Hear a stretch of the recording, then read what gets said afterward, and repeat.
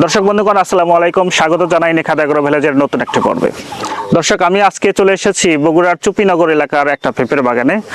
এই যে দেখতে পাচ্ছেন আমার পাশে 2 বিঘার একটা বিশাল পেঁপের বাগান। আজকে আমি এই পেঁপের বাগানটা ঘুরে ঘুরে আপনাদের দেখাবো, কিরকম ফল আসছে সেটা আপনাদের দেখাবো। মার্কেটে বর্তমানে দাম কিরকম যাচ্ছে, পেঁপের দাম অর্থাৎ কাঁচা পেঁপের দাম কিরকম যাচ্ছে সেই বিষয়টা জানানোর চেষ্টা করব। এবং সর্বোপরি এই পেঁপে চাষে খরচ কিরকম হয়, অর্থাৎ প্রতি বিঘাতে আপনার পেঁপে চাষে খরচ কিরকম হয়, প্রতি শতাংশে খরচ কিরকম হয়, এবং প্রত্যেকটা গাছে সর্বোপরি প্রতিটা গাছ প্রতি আপনার কত টাকা খরচ হয়, এই সমস্ত বিষয় আজকে আপনাদের জানানোর চেষ্টা করব।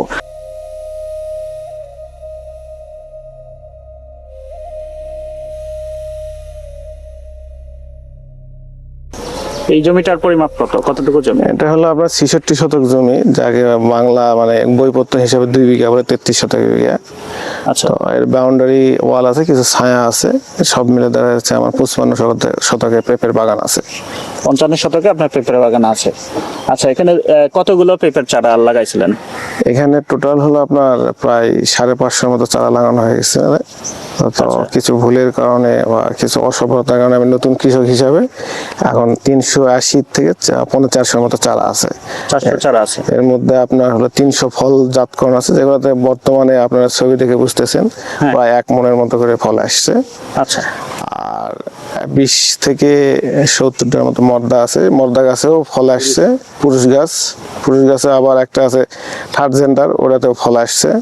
আপনার যে 2 বিঘা জমিতে আপনি বলছেন 400 মতো গাছ আছে, হয়তো কিছু কম হতে পারে, তাই তো? হ্যাঁ, এর ভিতরে আপনি বললেন 300 গাছে আপনার এখন ফল আছে আর 100 গাছ ছোট আছে, এগুলো সম্ভবত পরে লাগাইছেন দেরিতে।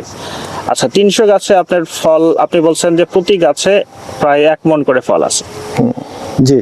সবই ঠিক আছে, বুঝলাম, কিন্তু আমার চাওয়াটা সেটা না। আমি আসলে আপনার কাছে জানতে চাচ্ছি, এই যে আপনার 2 বিঘা জমি, 2 বিঘা জমিতে আপনার এই আজকে পর্যন্ত ফল আসা পর্যন্ত আপনার কত টাকা খরচ হয়েছিল? এখানে হলো আপনার খরচটা হলো আসছে হলো আপনার 60,000 টাকা জমির দাম। 60,000 টাকা জমির দাম? লিজ নেওয়া, যেটা 1.5 বছর। আচ্ছা, 60,000 টাকা জমির দাম। আর আপনার হলো চারা লাগানো হচ্ছে 70,000 টাকা, হ্যাঁ সরি 14,000 টাকা চারা। আচ্ছা, এরপর আরো 6,000, 20,000 টাকা চারা, তাহলে 60 আর 20 80। জি।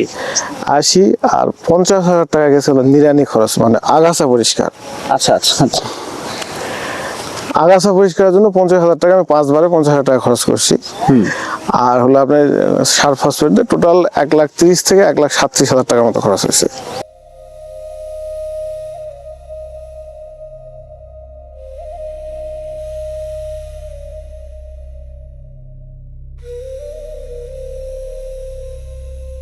এই কাঁচা পেঁপে তো আপনি হারভেস্ট করবেন? হ্যাঁ, আমি কাঁচা পেঁপের জন্যই আমি লাগাইছি। আমি কাঁচা পেঁপে বিক্রি করব ইনশাল্লাহ, আল্লাহ ভরসা। এবং শুরু করছি কালকে। আমি অলরেডি 20 কেজি পেঁপে 12টা ছিঁড়ছিলাম, 20 কেজি হয়েছে। 20 কেজি 1,000 টাকা মন করে বিক্রি করা হয়েছে, আল্লাহ ভরসা। 1,000 টাকা মন এখন বাজারে মার্কেট চলছে? মার্কেট চলতেছে।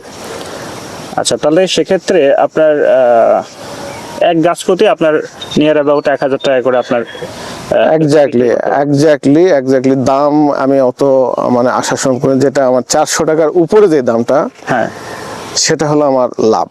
আচ্ছা, 400 টাকা পর্যন্ত আমি যদি বেচতে পারি পেঁপে কাঁচাটা 1 মণ করে, তাহলে আমার দেখা যায় 1,50,000 বা 1,55,000 টাকা আমি এই বর্তমানে যে গাছগুলো আছে ছোট গাছ বাদ, মানে এখান থেকে আমি আর্ন করতে পারবো। এখন 400 টাকার উপরে যে জিনিসগুলো যাবে সেগুলো আমার হলো ক্রেডিট আসবে, লাভ আসবে, সেগুলোই আপনার প্রফিট।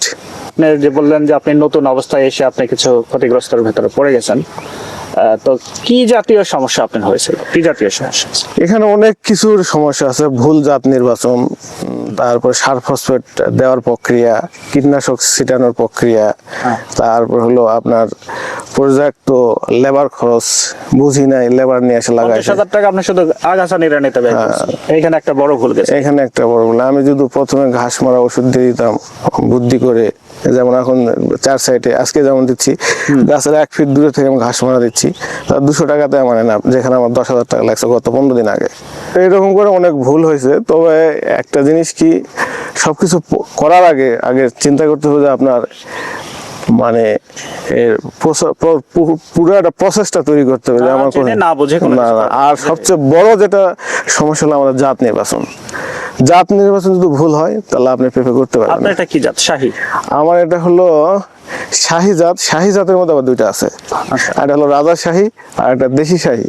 আচ্ছা তো আমার এখানে দুটা জাতি আছে, যেটা হলো রাজাশাহী সেটা হলো লম্বা জাত, হ্যাঁ। আর যেটা দেশি শাহী সেটা হলো গোল জাত। আচ্ছা আচ্ছা। তো না পেঁপে আমি দেখলাম এক একটা পেঁপে অন্তত 2-3 কেজি ওজন আছে এরকম। আছে, কালকে যে একটা পেঁপে প্রায় 3.5 কেজি ওজন হয়েছে। তো এটাও একটা ভুল।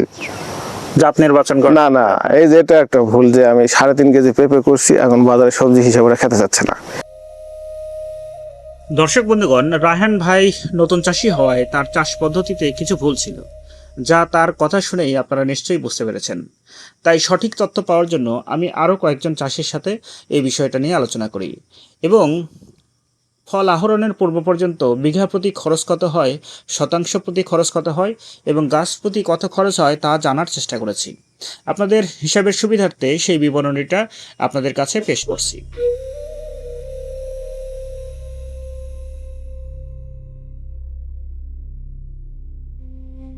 পেঁপে চাষের জন্য জমি প্রস্তুতি ও চাষাবাদ বাবদ খরচ হয় 8,000 টাকা। চারা ক্রয় নিয়ে খরচ হয় 14,000 টাকা। গোবর এবং রাসায়নিক সার বাবদ খরচ হয় 20,000 টাকা। সেচ খরচ হয় 8,000 টাকা। আগাছা পরিষ্কার এবং শ্রমিক বাবদ খরচ হয় 10,000 টাকা। এছাড়াও রোগবালাই দমনে আরও 10,000 টাকা খরচ হয়। এভাবে 1 বিঘা জমিতে সম্ভাব্য খরচ দাঁড়ায় 70,000 টাকা। অবশ্য এলাকা ভেদে এই খরচ কিছুটা কম বেশি হতে পারে। এই হিসাবে প্রতি বিঘায় খরচ হয় 70 টাকা, তাহলে শতাংশ প্রতি খরচ হয় 2,121 টাকা। এবং শতাংশে যদি আমি 10টা গাছ ধরি তাহলে গাছ প্রতি খরচ হবে 212 টাকা। 1,000 টাকা মন দাম ধরলে গাছ থেকে পেঁপে পাওয়া যাবে সর্বমোট 1,000 টাকা এবং এতে নেট লাভ হবে 788 টাকা।